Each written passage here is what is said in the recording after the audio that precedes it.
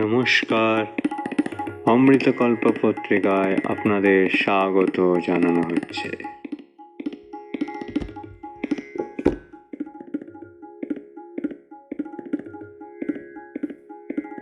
রামকৃষ্ণ মঠের আদি কথা।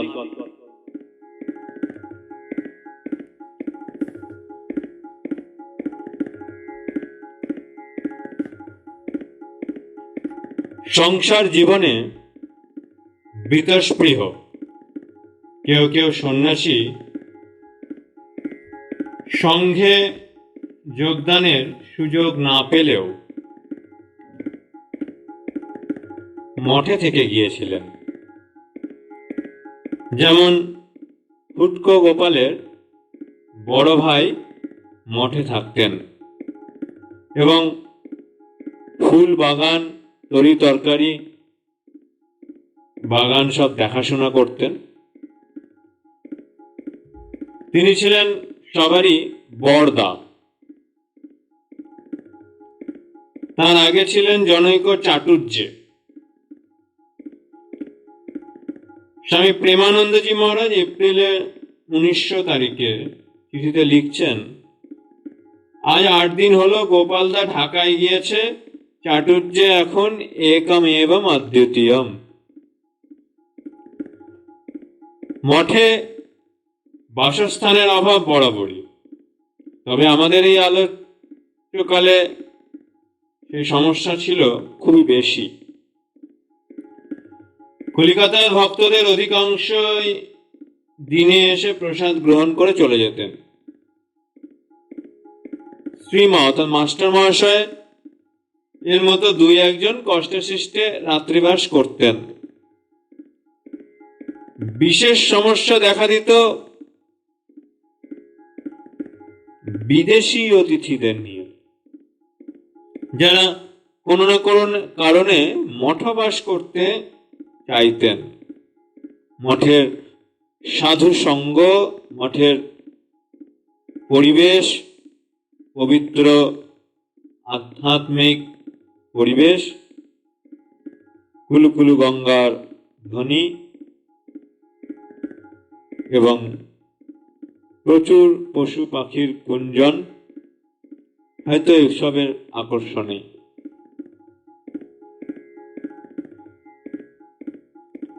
যেমন মিসেস সেভিয়ার মায়াবতী থেকে মঠে এসে পৌঁছালেন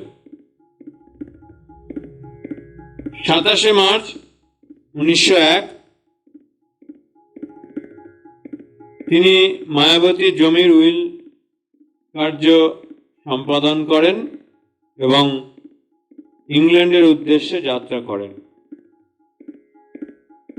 তিনি ও মিস বেল মঙ্গলবার 10ই ডিসেম্বর 1901 তারিখে মঠে এসে পৌঁছান।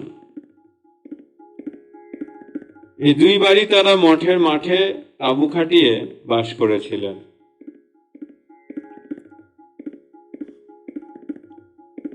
এ সম্পর্কে স্বামী শারদানন্দজির 12ই ডিসেম্বর 1901 চিঠি বিশেষ সাক্ষ্য দেয়। মিসেস বুল কলকাতায় দ্বিতীয়বার এসেছিলেন সম্ভবত 1902 সালের ফেব্রুয়ারি মাসে। কলকাতার একটি হোটেলে কয়েকদিন থেকে বেলুড় মঠে এসে বাস করেছিলেন তাঁবু খাটিয়ে। তখন তার সঙ্গী ছিলেন মার্গারেট এলিজাবেথ, আমাদের ভারত কন্যা নিবেদিতা। মায়াবতী আশ্রমের জমি জমার আইন মাফিক একটা সুষ্ঠু সমাধানের জন্য মিসেস সেভিয়ার কলকাতায় এসেছিলেন স্বামী স্বরূপানন্দজির সাথে। মাঠের ওপর তাঁবু খাটিয়ে মিসেস সেভিয়ার ও সিস্টার ক্রিস্টিন কিছুদিন মঠবাস করেন। শ্রী ঠাকুরের জন্মোৎসব দেখে মিসেস সেভিয়ার মায়াবতীর উদ্দেশ্যে যাত্রা করেছিলেন 1 এপ্রিল 1903 সালে। মঠের দক্ষিণে 1 ফার্লং দূরে নীলাম্বর মুখার্জির বাগান বাড়ি। আমাদের এই আলোচ্যকালে এই বাড়ি কয়েকবারই ভাড়া নিতে হয়েছিল। 1901 সালে মঠে দুর্গাপূজার সময় শ্রী শ্রী মাতা ঠাকুরানী এবং তার কয়েকজন সঙ্গিনীকে নিয়ে সেখানে বাস করেছিলেন। দার্জিলিং এর উকিল মহেন্দ্রনাথ ব্যানার্জি স্ত্রী কাশীশ্বরী দেবী 1902 খ্রিস্টাব্দে প্রথম দিকে 4 মাস এই বাগান বাড়িতেই বাস করেছিলেন। এছাড়াও অতীতে আমাদের বিদেশি অতিথিদের জন্য বালি হাউস ভাড়া নিতে হতো। বলাই বাহুল্য, স্বামীজি মঠে উপস্থিত থাকলে অতিথিদের ভিড় লেগেই থাকতো। বেলুড়ের নিজস্ব বাড়িতে মঠ উঠে আসবার আগেই নীলম্বর বাবুর বাগানে মঠবাসীদের সাথে 2-1 স্কুল কলেজের পড়ুয়াও থাকবার সুযোগ পেয়েছিলেন। 1900 খ্রিস্টাব্দের 11ই মার্চ এই ধরনের আবাসিকদের মধ্যে ছিলেন বলেন ব্যানার্জি এবং শৈলেন ব্যানার্জি, নরেশচন্দ্র ঘোষ, প্রবোধ কুমার চন্দ্র, অব্জ কুমার চন্দ্র, খগেন্দ্রনাথ রায়চৌধুরী। এদের মধ্যে নরেশ ঘোষ বালি রিভার্স থমসন স্কুলের 3য় শ্রেণীর ছাত্র ছিলেন। প্রবোধ কুমার চন্দ্র ওই বিদ্যালয়েরই 4র্থ শ্রেণীর ছাত্র। অব্জ কুমার চন্দ্র ওই বিদ্যালয়ের 8ম শ্রেণীর ছাত্র। খগেন্দ্রনাথ ওই বিদ্যালয়ে 6ষ্ঠ শ্রেণীর ছাত্র, অর্থাৎ নিতান্তই বালক তখন এরা। দার্জিলিং এর সরকারি উকিল মহেন্দ্রনাথ ব্যানার্জি 5 ছেলের মধ্যে এই বলেন্দ্র ছিলেন প্রথম পুত্র এবং শৈলেন্দ্র 3য় পুত্র। স্বামী প্রেমানন্দজির একটি চিঠি থেকে জানা যায় যে বলেন্দ্র এবং শৈলেন্দ্র মঠবাড়ির দোতলায় বাস করতেন। গঙ্গা পেরিয়ে তারা কলকাতার স্কুলে বা কলেজে পড়তে যেতেন। এই ছাত্রাবাস সম্বন্ধে প্রত্যক্ষদর্শীর আরেকটি বিবরণ আমরা পেয়ে থাকি স্বামী প্রেমানন্দজি মহারাজের এপ্রিলে 1900 তারিখে লেখা একটি চিঠিতে। সেখানে চিঠির একাংশে এরকম: তার 2টি ছেলে এই মঠে থাকে, বালি স্কুলে পড়তে যায় আর থাকে পুর শরৎ সরকারের মাস্তুতো ভাই গৌর। সে সকল কাজে দড়, পড়ায় ফাঁকি মারে। আর স্বামীজির দুঃসম্পর্কে একটি ছেলে থাকে, ওপরে চাটুর্যে সাহেবের 2টি ছেলে থাকে।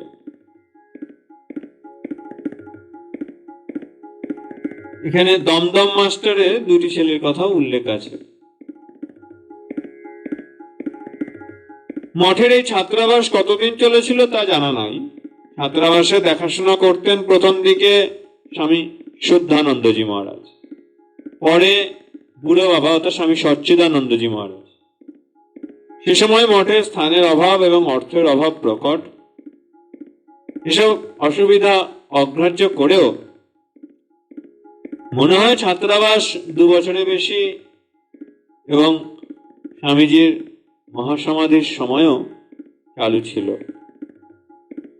জনশ্রুতি আছে একটি ছাত্রের বিছানায় মূত্রা ত্যাগ করার বদ অভ্যাসের জন্য ছাত্রাবাসের অকাল মৃত্যু ত্বরান্বিত হয়েছিল। এই প্রসঙ্গে সংক্ষেপে স্মরণ করা যায়, স্বামীজি মহাসমাধির পর স্বামী শারদানন্দজির উদ্যোগে 64/1 নম্বর মেছুয়া বাজার স্ট্রিটে কলেজের ছাত্রদের জন্য তিনি বিবেকানন্দ স্মৃতি মন্দির নামে একটি ছাত্রাবাসের শুভ আরম্ভ করেছিলেন 18 জুন 1903 সালে। ছাত্রাবাসের সাফল্যে উৎসাহিত শারদানন্দজি একটি চিঠিতে লিখেছিলেন, I am the sure its influence will grow with time. কিন্তু ইংরেজ সরকারের ভয়ে বাড়ির মালিকগণ এই যুবকদের ছাত্রাবাসের জন্য বাড়ি দিতে অস্বীকার করায় এই সুন্দর প্রতিষ্ঠানটির বছর খানেক পরেই অকাল মৃত্যু হয়েছিল। অবশ্য অল্প সময়ের মধ্যেই শশী মহারাজ রামকৃষ্ণানন্দজির উৎসাহে মাদ্রাজে গড়ে উঠেছিল স্কুলের ছেলেদের জন্য একটি অবৈতনিক ছাত্রাবাস। সময় লক্ষণীয় যে 20-এর দশক থেকে এই দেশের বিভিন্ন প্রান্তে রামকৃষ্ণ মঠ ও রামকৃষ্ণ মিশন কেন্দ্রের স্কুল ও কলেজের ছাত্রদের নিয়ে ছাত্রাবাস বিশেষ জনপ্রিয় হয়ে ওঠে।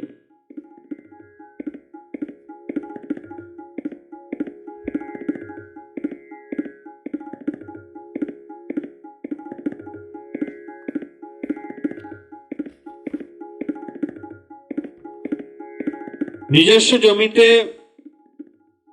মঠ প্রতিষ্ঠা হওয়ার আগেই ঘণ্টা ধরে মঠের দৈনন্দিন জীবন পরিচালিত হচ্ছিল। মঠের নিয়মাবলীও তৈরি হয়ে গেছিল।